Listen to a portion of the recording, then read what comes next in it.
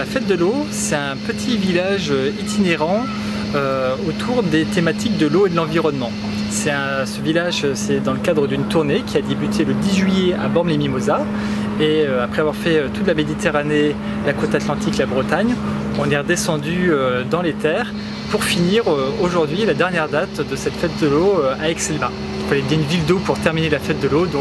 Et l'objectif pour la SOR? L'objectif pour nous, c'est vraiment de sensibiliser les enfants, mais aussi leurs parents, aux problématiques autour de l'eau potable, bien entendu, de l'eau du robinet, mais aussi plus généralement autour de l'environnement.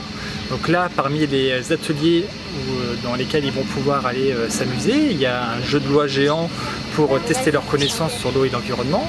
Il y a un atelier peinture pour tester leur créativité, un petit atelier du chercheur pour qu'on puisse expliquer comment on filtre l'eau, comment on rend l'eau potable, et bien entendu un bar à eau pour comparer l'eau en bouteille avec l'eau du robinet.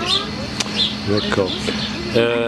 Et les actions de la SOR en matière d'environnement, en gros, c'est... Le village de l'eau est pleinement dans le cadre de notre politique de RSE, donc responsabilité sociétale des entreprises. En termes d'environnement, la SOR, nous on a une société spécialisée des métiers de l'eau et de l'assainissement. Donc nous, on est en charge de prendre l'eau dans la ressource, la rendre potable, l'emmener chez les habitants, 24 heures sur 24, 7 jours sur 7, pour avoir une eau potable de qualité. Ensuite, de récolter les eaux usées, puis de les traiter dans les stations d'épuration. Donc on fait ça on est une entreprise, on fait des délégations de services publics et on travaille avec les collectivités. Donc typiquement, localement, vous avez des délégations de services publics sur l'eau potable et sur l'assainissement, avec Aix-les-Bains. Sur la ville d'Aix et avec Grand Lac. Et une délégation de service public qui se termine fin juin 2018. Sûrement. Voilà, avec ce qu'on entend, l'objectif de Grand Lac de passer en régie directe. C'est des questions que je ne peux pas trop répondre vu que là aujourd'hui on fait que la fête de l'eau. D'accord, mais votre position par rapport à ça? Par rapport à? Fait que peut-être en juillet 2018, la SOR ne sera plus présente ici. Ce sera une décision de la collectivité, donc ce sera à la collectivité de répondre. Nous, on est une entreprise, on fait la délégation de services publics, on fait le travail pour lequel on nous a commandé. Après, c'est une décision politique, technique et économique de la part de la collectivité. Donc l'objectif, c'est de montrer qu'il faut protéger l'eau, qu'il faut garantir sa disponibilité, sa bonne qualité. Vous n'êtes pas sans savoir que sur Aix-les-Bains, il y a quelques petits problèmes de qualité de l'eau, notamment au niveau de la présence de cyanobactéries au niveau du pompage de Mémar. Vous pouvez me dire 2 mots là-dessus ?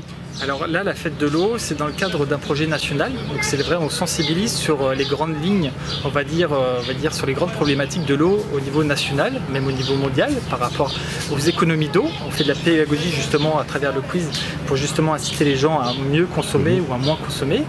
On fait aussi avec le bar à eau une sensibilisation par rapport à la consommation d'eau du robinet par rapport à l'eau en bouteille, parce que l'eau du robinet est beaucoup plus écologique, beaucoup plus économique. C'est vrai qu'après, on ne va pas parler des problèmes locaux. Ne parlez pas des problèmes locaux, ça vous intéresse pas? C'est pas que ça nous intéresse pas, c'est que c'est pas dans le cadre de la fête de l'eau. Au pompage d'eau potable de Mémar, a été découvert des cyanobactéries. Que pouvez nous dire là-dessus? Est-ce que c'est récurrent? Oui, c'est récurrent. Cyanobactéries, c'est à peu près toutes les années, à peu près à la même époque où on a ce problème. Et quand on a le problème dans le pompage dans le lac à cause des cyanobactéries, c'est le vieux puits qui se remet en état. On pompe dans la nappe phréatique, comme le font la plupart des communes. Alors, est-ce que ce sera durablement possible? J'en sais rien. Il y a aussi des unités qui permettent de traiter les cyanobactéries avant bien sûr de les remettre dans la consommation d'eau potable, mais c'est des unités industrielles, si vous voulez, qui coûtent très cher. Donc tant qu'on peut fonctionner avec nos deux zones de pompage possibles de manière alternative, je pense qu'il vaut mieux le continuer. On verra ce qu'il en sera à l'expérience. On a aussi avec Chambéry et d'ailleurs avec la Chautagne d'autres idées de captage ou de possibilité de trouver de l'eau potable pour nous alimenter en interconnectant d'ailleurs les réseaux de Chambéry et d'Aix-les-Bains. Donc on n'a pas de grandes difficultés. Les difficultés principales qu'on a aujourd'hui sur l'eau potable, c'est d'acheminer suffisamment d'eau en quantité sur le piémont du Revard, sur les communes du piémont du Revard, qui en plein été souffrent beaucoup parce qu'elles ont des niveaux d'étiage trop bas, donc avec des qualités d'eau pas très bonnes, de la turbidité, des eaux un peu marron. Et donc là, on a surtout ce problème aujourd'hui. Le premier investissement qu'on va devoir faire, c'est d'essayer de pouvoir amener une quantité d'eau plus importante sur le piémont du Revard. On parlait donc d'utilisation de l'eau potable au niveau du robinet, qui est effectivement beaucoup plus économe au niveau environnemental, puisque je crois que la mise en bouteille d'eau doit consommer 1000 fois plus d'énergie qu'un litre d'eau robinet. Mais on a tout de même à Aix-les-Bains un réseau qui a à peu près 40% de fuite.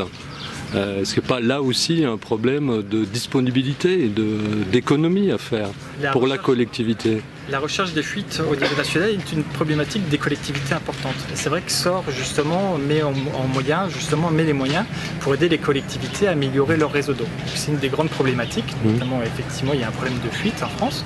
Et donc, je parle d'Aix-les-Bains. Moi je vous parle au niveau national, vu que là la fête de l'eau c'est quelque chose de niveau national. Donc effectivement c'est une problématique. Et la moyenne nationale de productivité? Pas les chiffres en tête. Pas les chiffres en tête. Parce qu'aujourd'hui, bon, Aix-les-Bains a à peu près 36% de fuite sur un réseau qui fait 170 km, avec la SOR qui est en DSP depuis une vingtaine d'années. On peut se poser des questions sur l'efficacité de l'exploitation. Je n'ai pas les chiffres locaux en tête, je peux malheureusement pas vous répondre. La qualité du réseau aixois est historiquement mauvaise. Pourtant, ça fait maintenant plus de 10 ans qu'on est engagé dans un combat contre la perméabilité de ce réseau, à raison d'à peu près 3 km de réseau renouvelé chaque année. Le problème, si vous voulez, c'est que c'est un travail de longue haleine, parce que quand vous rénovez une partie de réseau, effectivement, vous enlevez complètement les fuites sur cette partie de réseau, mais vous créez plus de pression de chaque côté, et de chaque côté, vous avez un réseau qui, lui, reste à changer. Donc les progrès sur la rénovation du réseau aixois qui a pris énormément de retard. Beaucoup de retard. C'est dû à quoi ça? Parce que pendant des dizaines d'années, il n'y a pas eu d'investissement qui a été fait. La négociation qui avait été celle menée à l'époque, peut-être je l'aurais fait aussi avec la SOR, compagnie fermière, ne prévoyait pas un renouvellement systématique d'un linéaire de canalisation suffisant. Donc on a 20 ou 25 ans de retard. Et donc aujourd'hui un réseau de très mauvaise qualité qui s'améliore néanmoins, puisqu'on a dû refaire en 10 ans, je ne sais pas combien on est, à 30 ou 40 km, mais il y a 170 km de réseau sous nos pieds, donc il y a encore un très long effort à faire.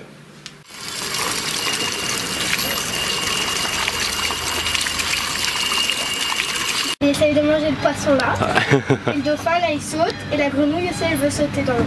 D'accord. Et tu as goûté l'eau là-bas? Oui. Ouais? Oui. Et alors? Elle est bonne. Elle est bonne? Oui.